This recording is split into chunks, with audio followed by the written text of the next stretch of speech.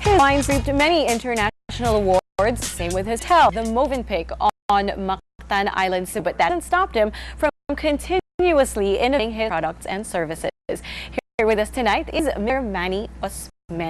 Hi Manny, welcome to ShopTalk. Thank you. All right, before we talking about your wines, we want to talk your participation in APEC. So not only were your wines served up during the dinners, but earlier in the year, your resort also hosted some of the municipal meetings. Yes. Other than business serving the APEC ministerial and head of state meetings, it was an honor to be showcased as a Filipino created product, particularly the wine, which we produce in France, Portugal, Spain, and Italy.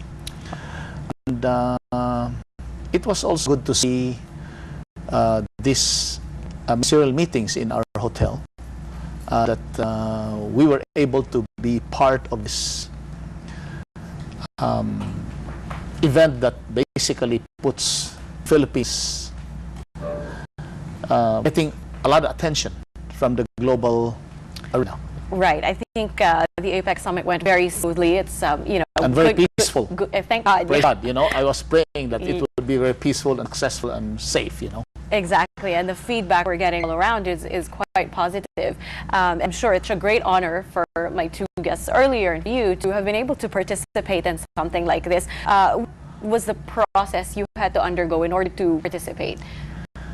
Basically, I think intention came from the team of that was organizing these APEC meetings, that they wanted to showcase that Filipino created products can be, globally competitive and, could be global winners. And I think as a Filipino, I'm very proud that we were selected to be one of them. Now, you are actually the blender behind Manny O wines. Yes. Where did you learn this skill of being able to blend wines when it's not something we produce in the Philippines normally? You're right. I was always told when I started this, even my friends who were drinking wines with me for a long time, they said, how can you market your wine when you don't have a heritage? Because wine generally you need a heritage. Definitely. It all started when I was still a kid. I never was attracted to toys, and I'm always food or books. So because I love food, I basically do a lot of concoction, creating recipes. Then when I was a teenager, I realized that I have very low alcohol tolerance. So, and my business was in the furniture industry. I was doing business with France, UK, Germany, US, and all over the world. And when in France, they basically entertained me with wines even for lunch. And I discovered that wine is not about the alcohol. It's sophistication, not intoxication. So I fall in love with it. The aromas had an emotional connection to me. That is when I started collecting wine since the late 70s. Until in 2006, I started to produce my own wine. So I started blending and doing some trial blending. Not to realize that the first competition I attended was in Hong Kong, and I immediately won a bronze medal on a blind tasting competition. Did that surprise you? It was surprising. It was a welcome thing, but I knew that my wine would work because I was basically blending wines from the old world to fit and pair with the Asian and the new global cuisine, which basically are very delicate cuisine.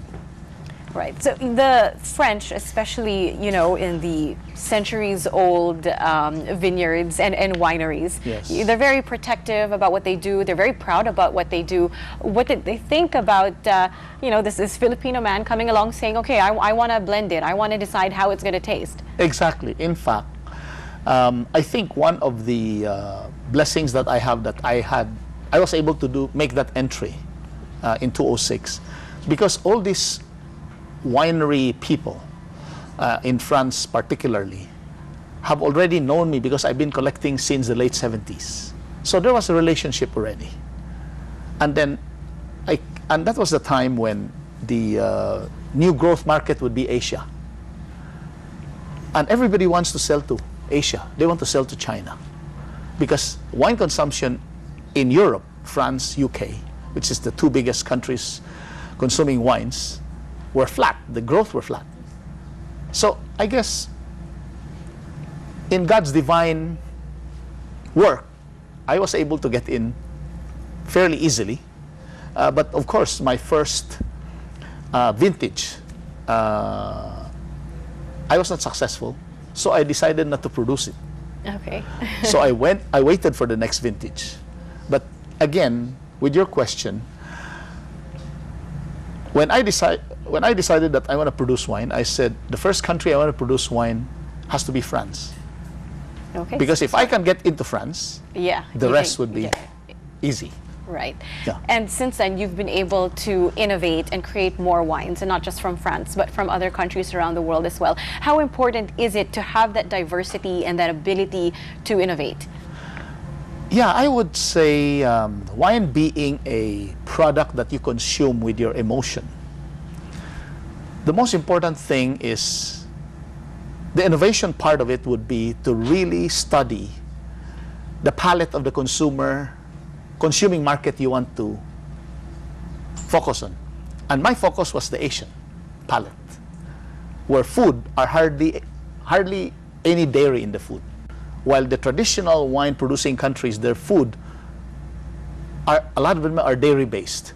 So that's why their wines in white, for example, has to taste more acidic, while the red should taste more tannic.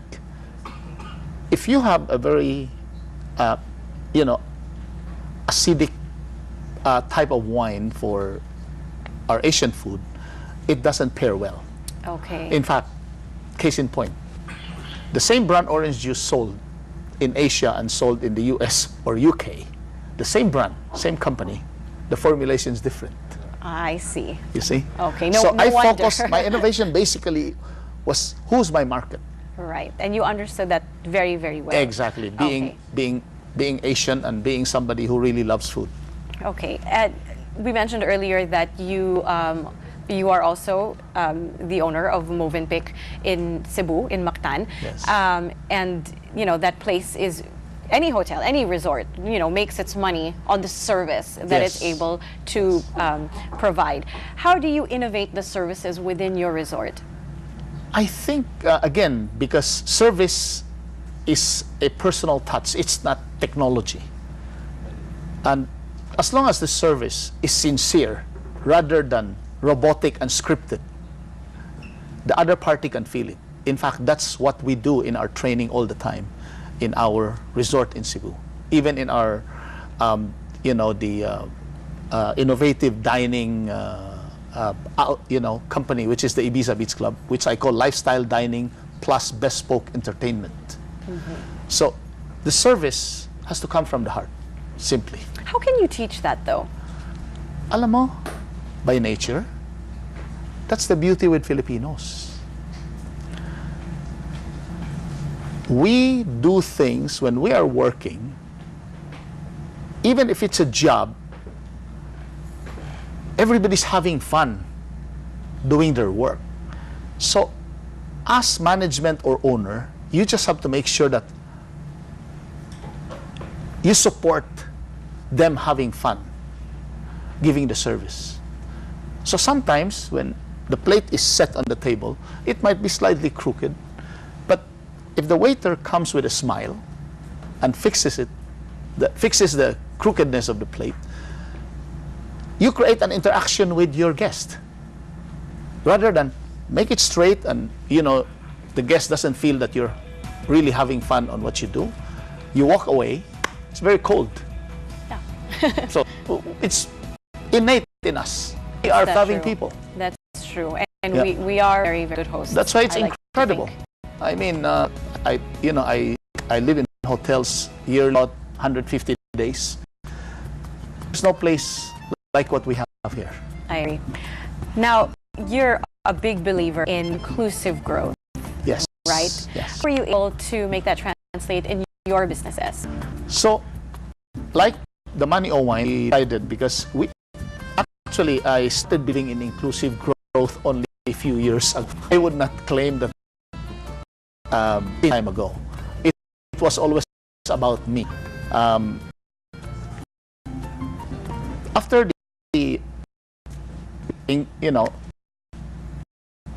after the typhoon Yolanda Haiyan, earthquake in Bohol, and just 5 weeks apart, God impressed in my heart that I watched an intuition night after night. Tears saying, what do we need to do to consider ourselves? So that is when I start. Okay, what does HopeNow do? Basically, the first project is the Yolanda Rebuild Program. The Rebuild Program, because we aim to build communities, 160 houses. We've completed 3 communities already. Fantastic. The 4th community in Hernani, he's halfway. It should be complete. And going so decided, we said we're not just a home or a house. We need to give food. So the livelihood, what they would like to do, to be fishermen. So we've delivered about 40 already with motors, brand new. Them wants to have some sure livelihood, but some a tricycle, but we decided to build a racer bicycle. So further to that, people who are experiencing social work go to the communities regularly and teach them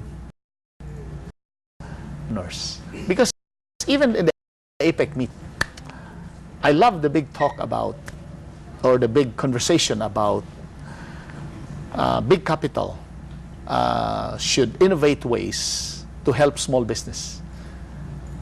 But what we're doing is, prior to small business, you need to have a business.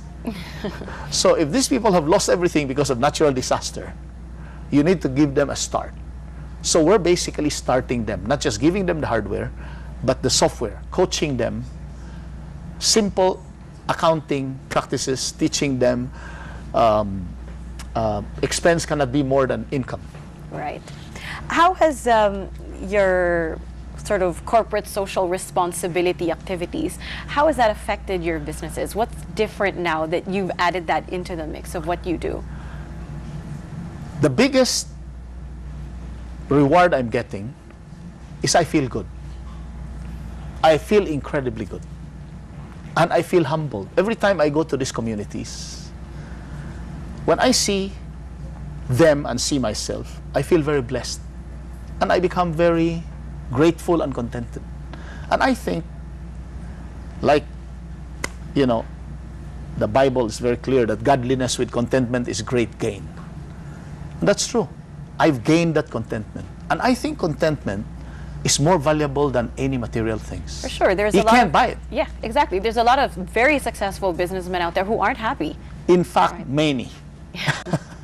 That's why I'm trying to, I love it that you guys take interest in talking about what we're doing, because I would like to encourage my friends or people who are watching that without contentment, money means nothing. True. And I like to say it's really not all, it's not all about us. We have to think that way.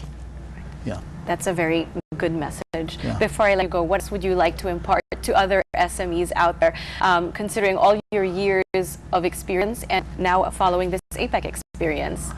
What I would like to say is, do not follow what I was before, because I started being a businessman, I was 17 years old.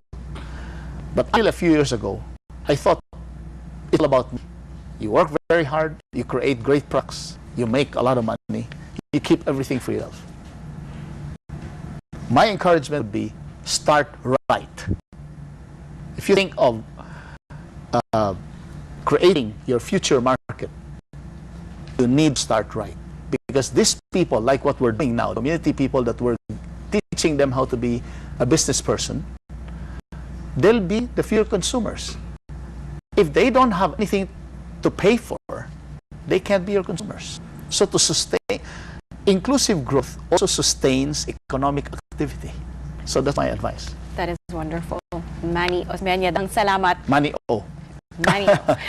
Thank you very much for being here on the show. Thank you, Ria. Okay. Manny Osmeña tells us that innovation plays an important role in improving competitiveness, and that's a driving force in sustaining your enterprise. So to be successful, think big and think out of the box. After this break, we'll talk to the chief strategist of Man Smith Fielders on how you can innovate your business. Don't touch that remote. Shop Talk will be back.